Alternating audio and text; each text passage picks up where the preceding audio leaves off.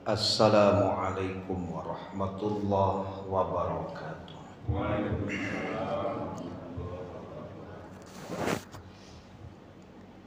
Hamdan wa syukranillah, salatan wa salaman ala rasulillah. Ashhadu an la ilaha illallah wahdahu la syarikalah, wa ashhadu anna Muhammadan abduhu wa rasuluh la nabiyya ba'da. Allahumma sholli wa sallim ala nabiyyina Muhammad wa ala alihi wa ashabihi ajma'in wa man tabi'ahum bi ihsanin ila yaumiddin. Qala Allah Ta'ala fil Qur'anil Karim, a'udzu billahi minasy syaithanir rajim. Bismillahirrahmanirrahim. Wal 'ashr innal insana lafi khusrin illa alladziina amanu wa 'amilus sholihat wa tawasaw bil haqq wa tawasaw bis sabr. Demi masa sesungguhnya manusia dalam kerugian, kecuali orang yang beriman dan beramal soleh dan saling berwasiat dalam kebenaran serta saling berwasiat dalam kesabaran. Surat Al-Asr. Yang sama-sama kita hormati ketua dan pengurus masjid, kemudian Bapak Ibu jamaah maghrib yang dirahmati Allah. Alhamdulillah, puji syukur kehadirat Allah Subhanahu wa Ta'ala atas limpahan taufik dan hidayah Allah. Kita baru saja mendirikan sholat maghrib berjamaah. Kemudian salawat dan salam kepada Nabi kita Muhammad sallallahu alaihi wasallam, keluarga beliau, sahabat beliau, pengikut-pengikut beliau yang mengikuti beliau dengan ihsan sampai hari kemudian. Semoga kelak di hari kiamat kita mendapatkan syafaat dari Rasulullah sallallahu alaihi wasallam. Amin. Bapak Ibu jamaah yang dirahmati Allah, di awal kita membaca surat Al-Asr yang kandungannya sering dibahas oleh para mubalik dan asatidz. Maka pada malam hari ini kita akan kembali membahas apa pelajaran yang bisa kita ambil dari surat Al-Asr tersebut dalam rangka untuk kebaikan hidup kita di dunia, kebaikan hidup kita di akhirat, dan kita dijauhkan dari azab neraka. Karena sekali lagi apa yang disampaikan oleh para ulama, ketika berbicara rugi, lawan rugi tentu untung. Salah satu indikator untung itu kan ada di surat Ali Imran ayat 185. Faman zuhziha 'anil nar wa udkhilal jannah faqad faz. Barang siapa yang dijauhkan dari neraka dan dimasukkan ke dalam surga, itulah orang yang beruntung. Jadi beruntung itu Bapak Ibu tidak pakai mampir ke neraka. Kalau mampir ke neraka itu tidak beruntung, agak sekejap saja Bapak Ibu kita mampir ke neraka, tidak terbayangkan oleh kita, walaupun hanya mampir sesaat ke neraka, ya. Maka tidak bisa disebut beruntung orang walaupun ujungnya masuk surga. Kan ada yang bilang tuh, kudian kan lain masuk surga juga ndak Ustaz. Yo, biarlah kalau model itu Ustaz. Dia pikir neraka itu sama dengan api rokok. Api rokok saya Bapak Ibu, tarese saya di awak tak kaju. Itu baru sepersekian dari api neraka tuh. Jadi kalau kita ingin beruntung Bapak Ibu, maka kita harus berusaha ya, sehingga kita dijauhkan Allah dari neraka, dimasukkan ke dalam surga. Makanya sesuai dengan doa yang kita baca itu, wa qina adzaban, dan jauhkanlah kami dari azab neraka. Bapak Ibu jamaah dirahmati Allah, di surat Al-Asr ayat yang pertama dan kedua ini, kerugian yang terjadi pada manusia itu kan dikaitkan dengan waktu. Demi masa sesungguhnya manusia itu berada dalam kerugian. Saya mencoba mencontohkan. Ada mahasiswa Bapak Ibu sudah semester 7, SKS yang selesai baru sekitar 40 sampai 60 SKS. Padahal harusnya sudah 100 lebih SKS kan gitu. Ya. Orang di semester 7 dan semester 8 Bapak Ibu itu sudah fokus di tugas akhir Pak. Ya, paling mau ulang-ulang kalau ada C2 Pak, itu pun bukan gagal, memperbaiki nilai.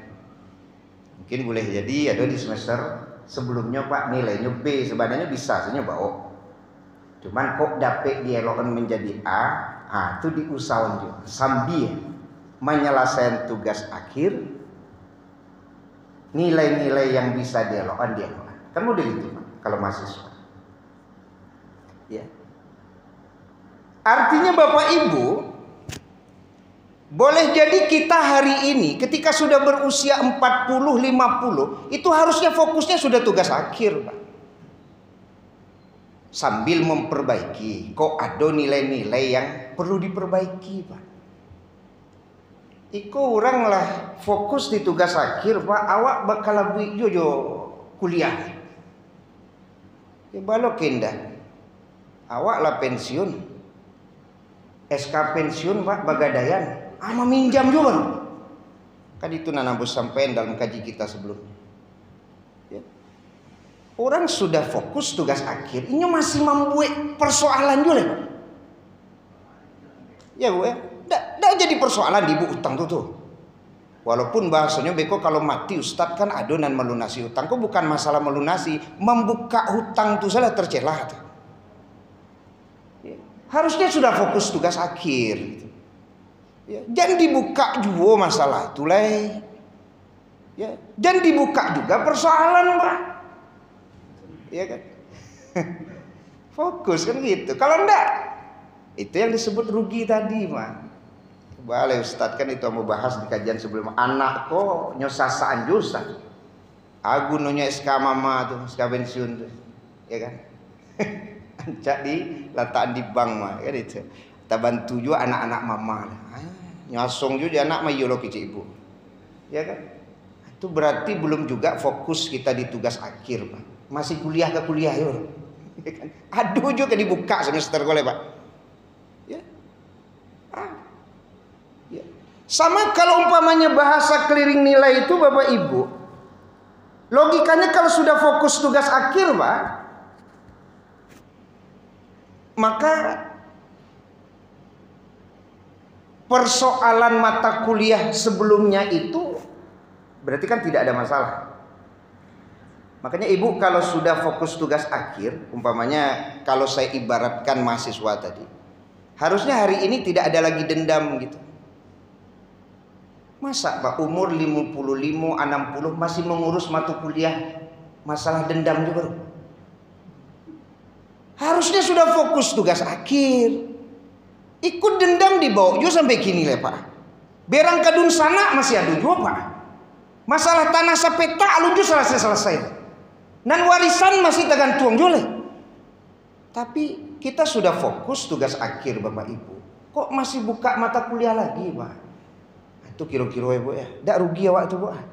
Harusnya sudah fokus tugas akhir tapi masih disibukkan dengan mata kuliah. Mata kuliahnya itu dendam. Silaturahim terputus, masalah warisan. Itu yang disebut merugi itu, Pak. Itu yang merugi tadi. Masih banyak PR-PR kita yang seharusnya sudah fokus dengan kehidupan akhirat kita, Pak, tapi masih terganggu, Pak. Harusnya sudah fokus dengan kehidupan akhirat kita nih, Bu. Karena kalau di dalam Al-Qur'an itu ya, warning itu dari usia 40. Sudah dari usia 40, Pak, warning itu. Kalau lah masuk di usia 40 itu sudah mulai agak berbeda setelah itu. Ya kan? Ya kalau orang Minang mengecek kan ketek teraja-raja gadang tabau-bau lah gaek berubah tidak kan?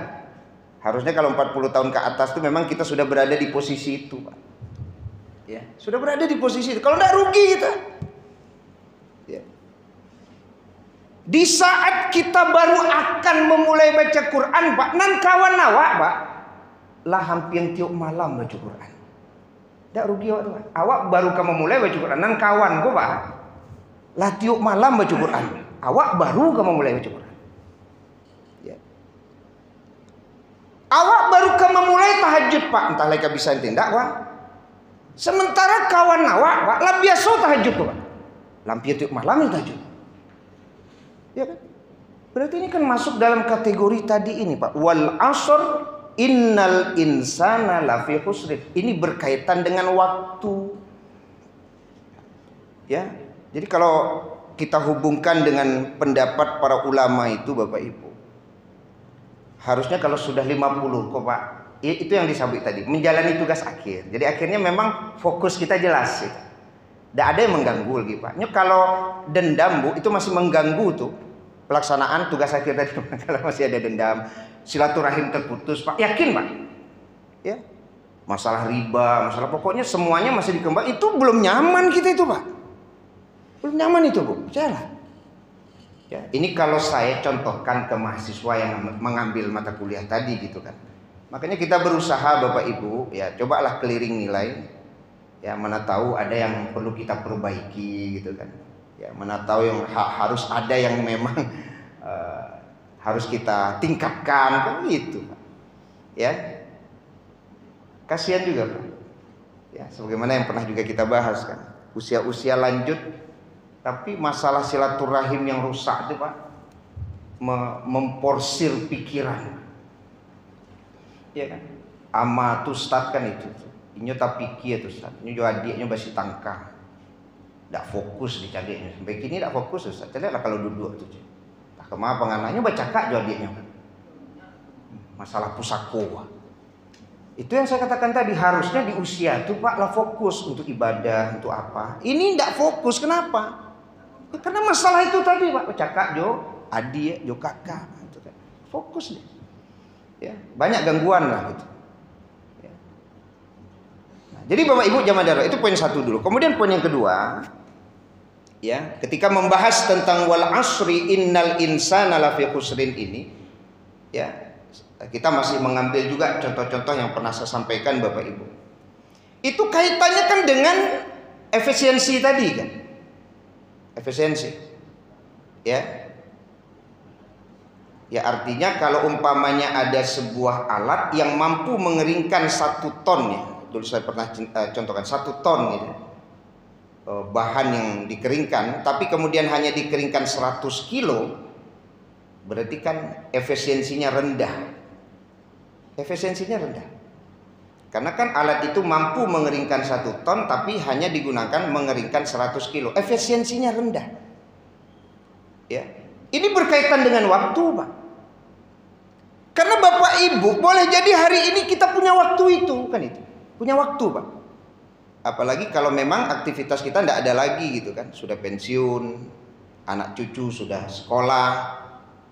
Terus itu waktu mau diapakan gitu. Mau diapakan waktu itu? Ya. Atau dibiarkan saja. Saya sampai mengatakan apa akan digunakan hanya untuk metong-metong waktu lalu gitu. Sementara teman kita, Pak, ketika punya waktu luang seperti itu bisa menyelesaikan 8 rakaat duha. Bisa, Pak. Ya. Sampai ada yang bisa menamatkan Al-Quran sekian kali gitu ya. Itu kan berkaitan dengan waktu juga gitu. Efisiensi tadi itu. Kemampuan kita menggunakan waktu yang kita miliki. Kalau enggak kita disebut rugi gitu. Rugi kita. Ya. Karena sebenarnya Bapak Ibu jamaah yang dirahmati Allah, potensi kita itu kan sama semuanya kan. Ada 3. Ada kan fitrah itu kan potensi yang dibawa oleh manusia semenjak lahir. Dia tidak bisa hilang tapi bisa tertutup atau terhijab dia, Pak. Itu potensi. Kan ada 3 potensi manusia itu. Pertama apa? Al-imanu billah. Setiap kita itu punya potensi beriman kepada Allah. Yang kedua adalah al-akhlakul karimah. Setiap kita punya potensi memiliki akhlak yang mulia.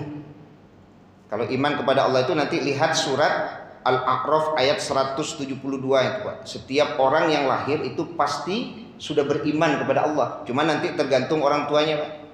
Yang menjadikannya Yahudi, Majusi atau Nasrani.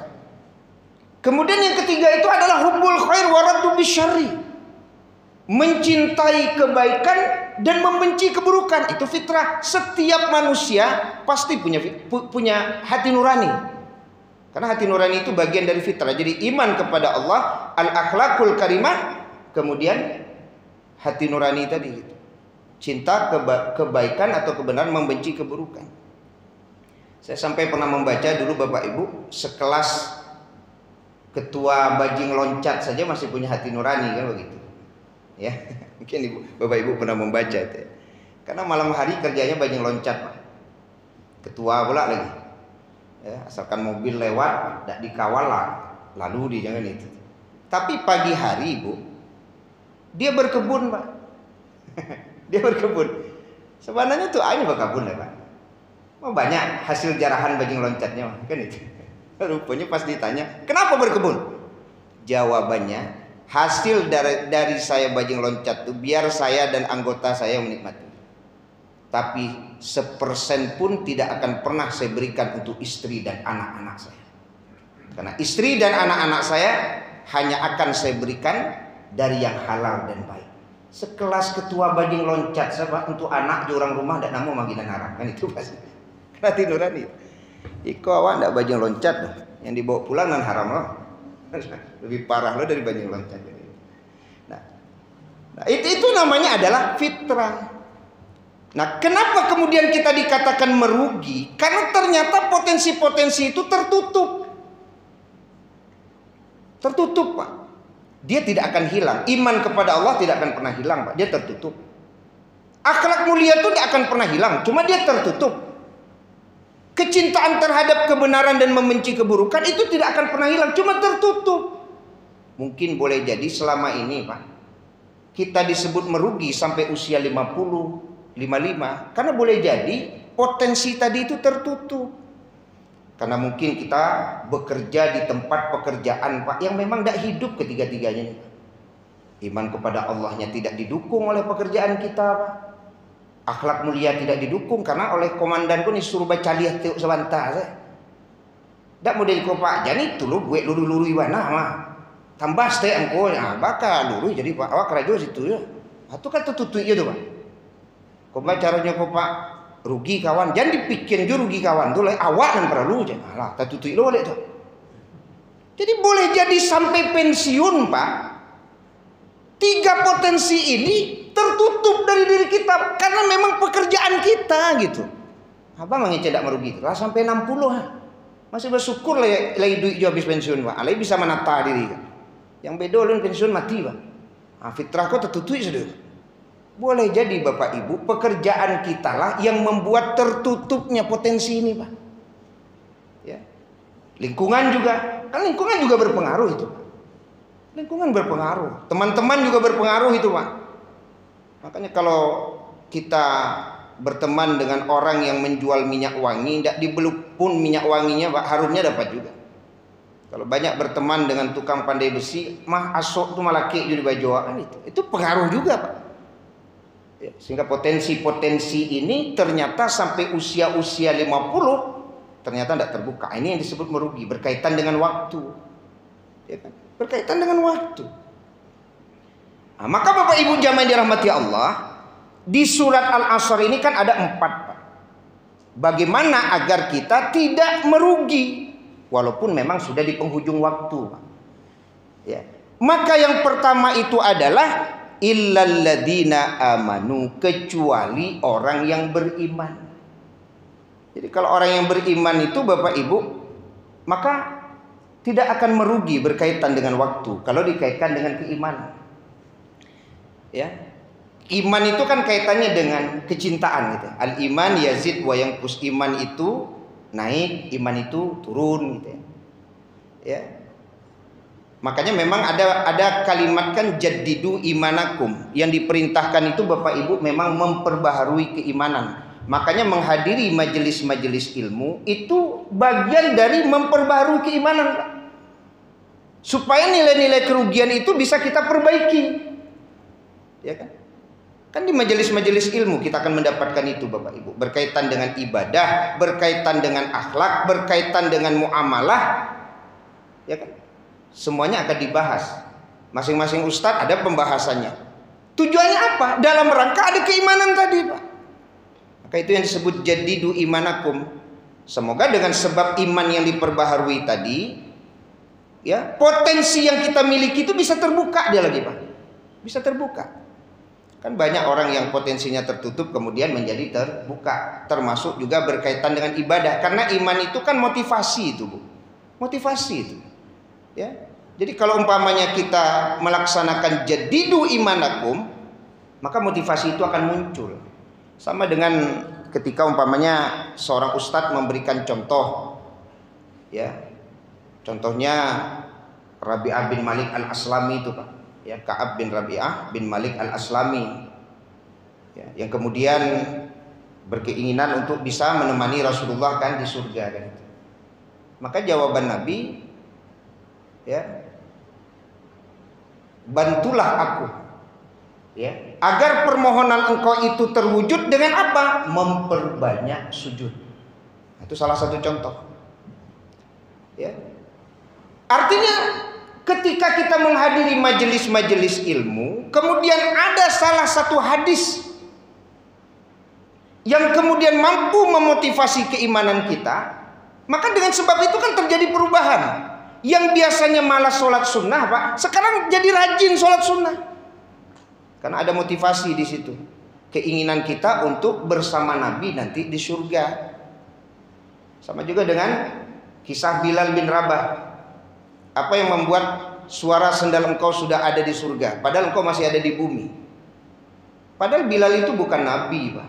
Bilal itu hanya manusia biasa. Kalau sendal, bunyi sendal Bilal sudah terdengar di surga, Pak, berarti bunyi sendal kita juga bisa terdengar di surga. Karena Bilal bukan Nabi, Pak.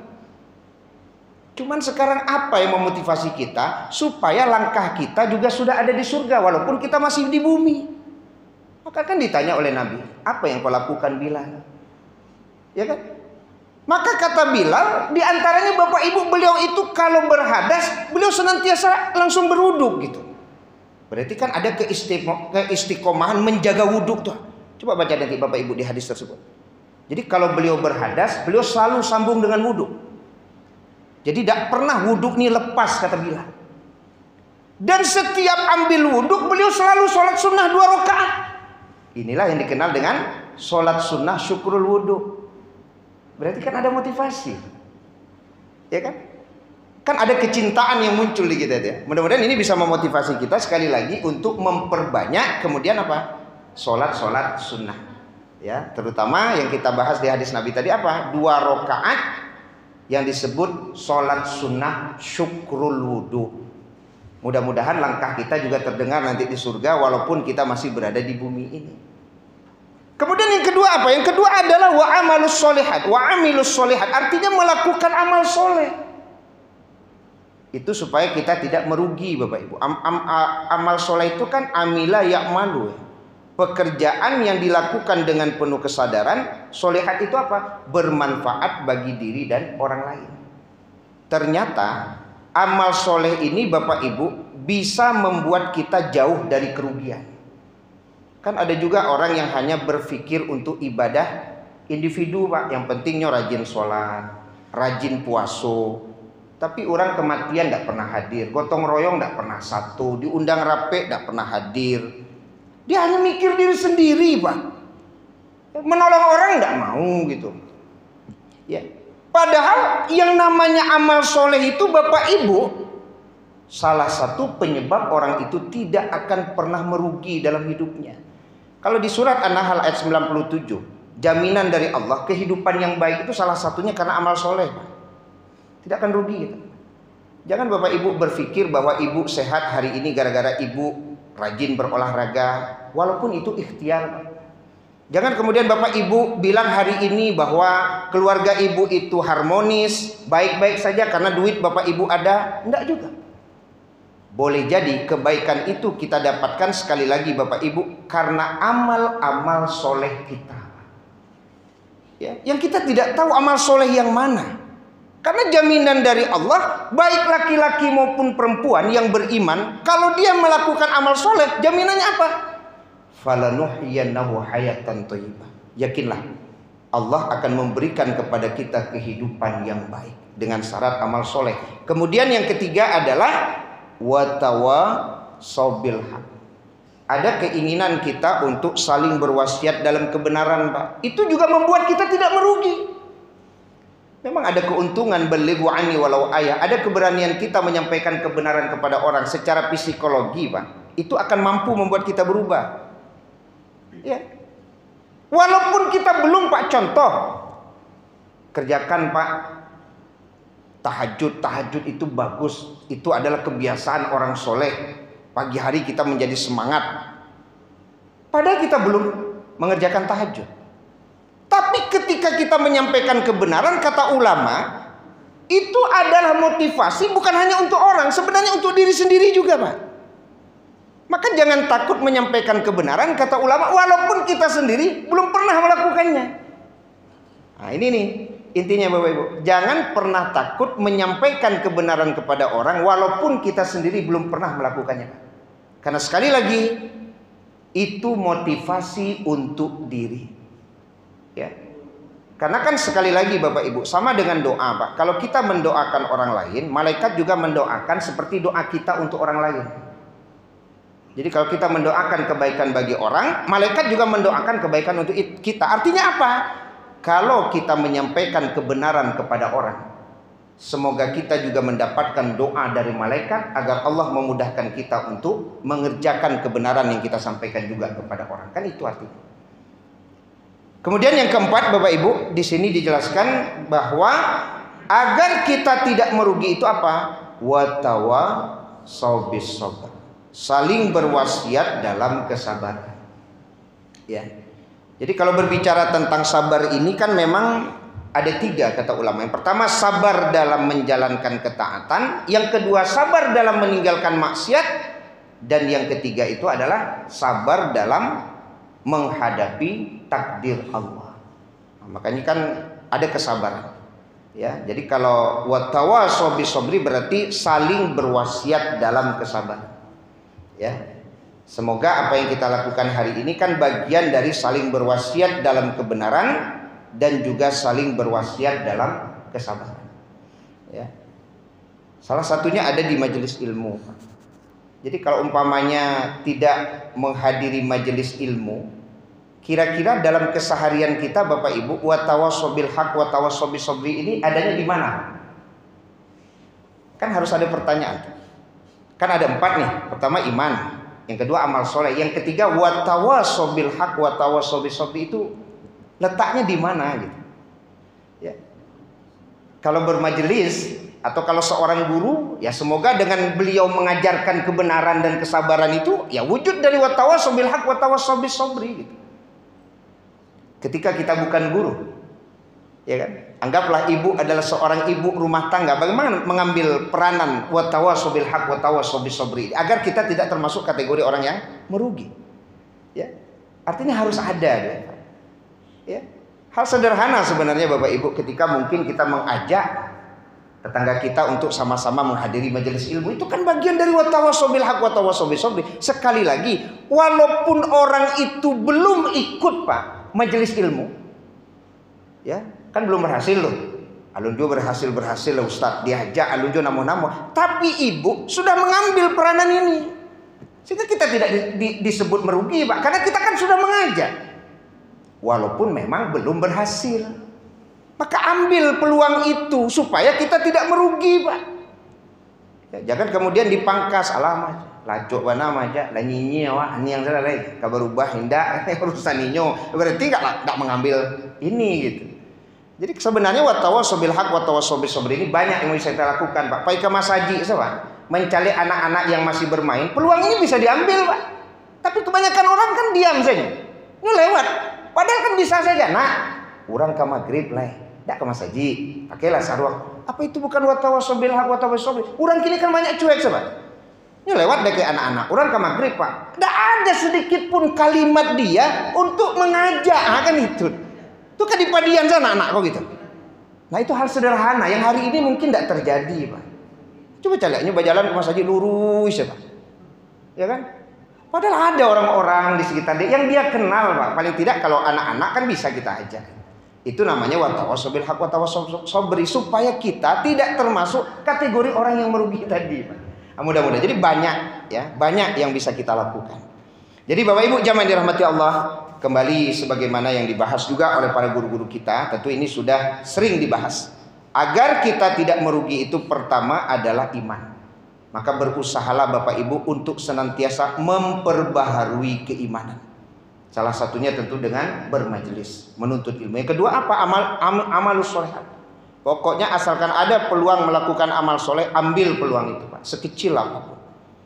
Kemudian yang ketiga dan yang keempat adalah watawasau bil haq watawasau bis sabri, saling berwasiat dalam kebenaran dan saling berwasiat dalam kesabaran.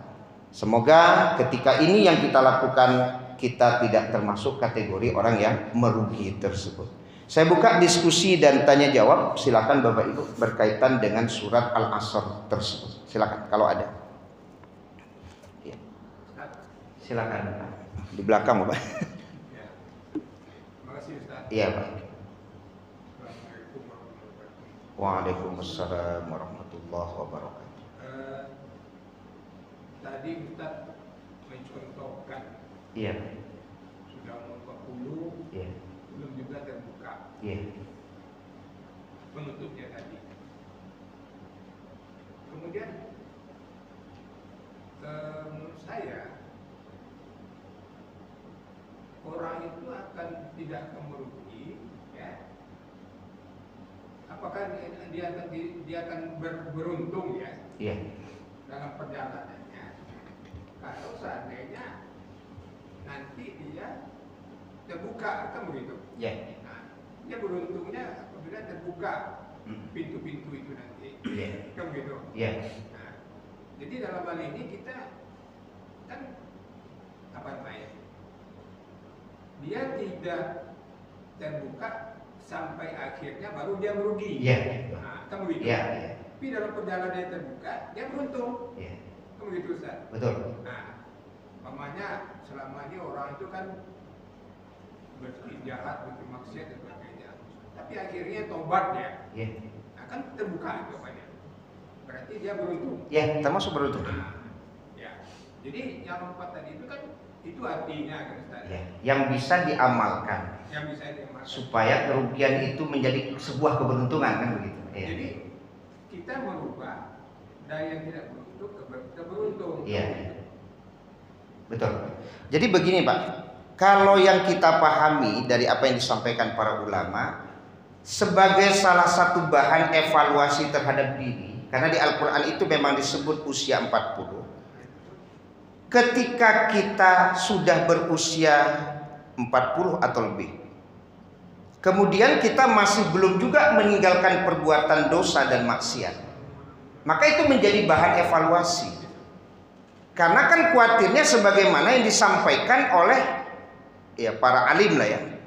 Jadi kalau lah sampai puluh tahun kateh itu kan ada barang siapa yang sudah berusia 40 tahun tapi kebaikannya belum bisa mengalahkan keburukan, falyatahajjaz ilan nar. Artinya begini, khawatirnya Pak, kalau tidak ada juga usaha kita untuk merubah ketika usia sudah 45-50, jangan Pak, itulah yang akan mengantarkan kita memang sampai kematian, kan begitu. Ya. Artinya kalau di bawah usia 40 itu boleh jadi nanti ada perubahan gitu di usia 40. Tapi kalau sudah lewat 40 khawatir Kalau ibarat batang kok kareh gitu. Tidak ada yang tidak bisa berubah, semuanya bisa berubah. Maka mudah-mudahan yang 4 ini, karena banyak juga Bapak Ibu sekali lagi teman-teman kita yang sudah berusia 50 bahkan sudah pensiun Pak, baru kemudian mengenal arti keberuntungan, kerugian. Makanya kan dikatakan tadi potensi tadi tertutup sampai pensiun dia Pak, karena memang berada di pekerjaan yang potensiku tidak pernah terbuka sampai pensiun Pak. Sampai pensiun, yuk balik Ustaz, tidak bisa ada. Nah ketika pensiun ternyata terbuka, dia bertobat kepada Allah dengan sebenar-benarnya tobat Pak. Ya kalau bertobat itu diampuni Allah dosanya. Nah, jadi beruntung dia. Tapi kan jadi malang nasib Pak, alun pensiun mati. Nah itu yang malang, alun pensiun Pak. Nah, meninggal dia. Sebelum terbuka tadi ya kan itu. Artinya dia kan sudah bilang tuh Pak, ya tidak bisa dosa sampai pensiun mah tidak bisa, karena memang ambo berada di pekerjaan yang potensi tadi itu tertutup gitu. Untuk sholat berjamaah saya tidak bisa loh Pak.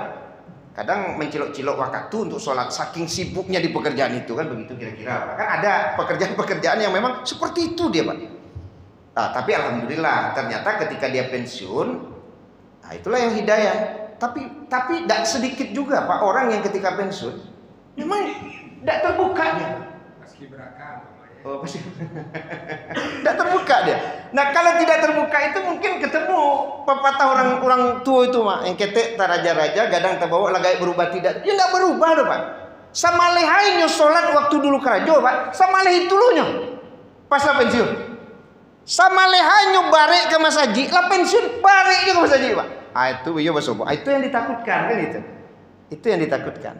Nah, jadi mudah-mudahan kan balik lagi ya. Kalau bahasa keliring nilai tadi ya kita harus cepat mengevaluasi diri Bapak Ibu.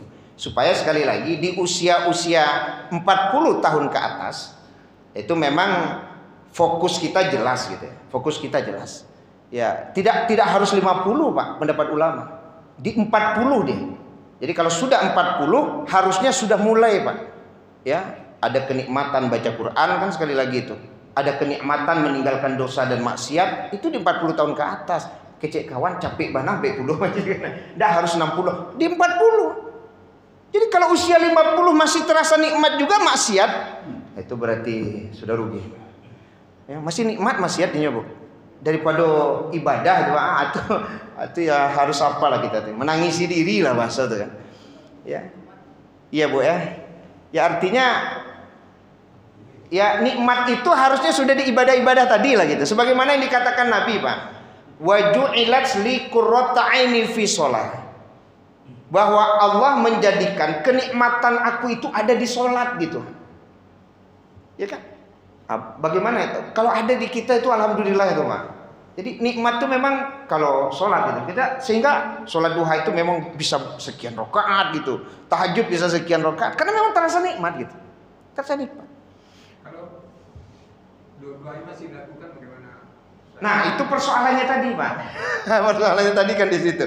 Ya, kalau Imam Al-Ghazali juga di kajian-kajian kan sering dibahas. Kata Imam Al-Ghazali bahwa sabar dalam menjalankan ketaatan itu sebenarnya lebih ringan daripada sabar dari menjauhkan diri dari perbuatan dosa dan maksiat.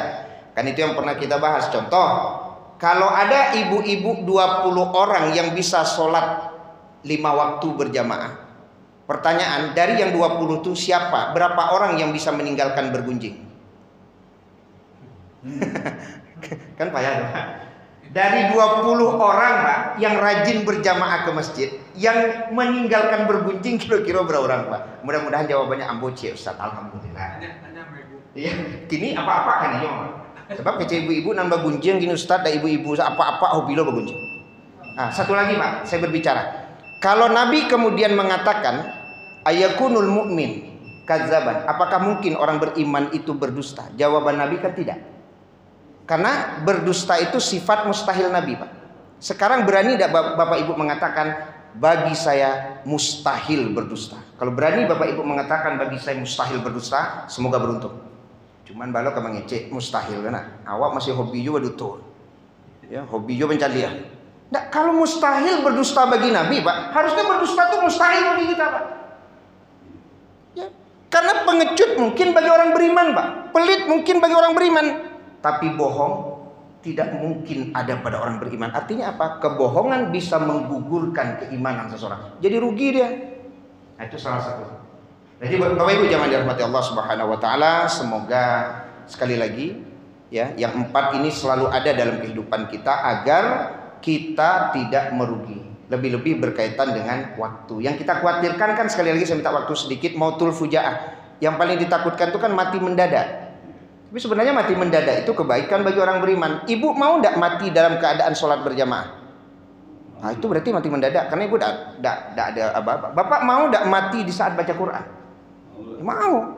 Jadi mati mendadak itu takfif alal mukmin. Mati mendadak itu kebaikan bagi orang beriman. Di malam tidak taraga awak bapak ibu sedang ceramah mati pak.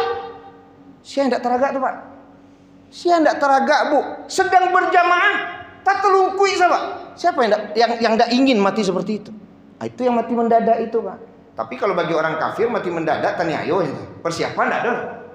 Nah, itu bedanya mati mendadak. Cuman mati mendadak kok pak. Baginan tinggal yo agak apus agak terpukul. Tadi gaya kok baru payinyo sehat-sehat juga dan kiranya lah tibusa berita ke rumah apa landa ado di masaji. Ah itu ya memang agak baik bagi yang ditinggal kalau yang mendadak kok. Jadi sekali-kali saya tanya kepada ibu, ibu maunya mati mendadak atau mati perlahan-lahan? Iya, enggak ya tanya. Maunya mati mendadak atau perlahan-lahan? Ah, kan baik menjawab. Ya. Ya, semoga mati mendadak tadi maknanya adalah bagi orang beriman sebuah kesiapan. Iya. Jadi mati dalam bayang seraput, aduh dalam aja, aduh dijamin surga dan Quran. Iya. Quran menjamin kan la ilaha illallah langsung surga. Ya, tapi mudah-mudahan ketika kita meninggal di waktu sholat itu kan kebaikan yang menunjukkan bahwa kita memang mengimani Allah. Paling tidak di situ letak beruntungnya.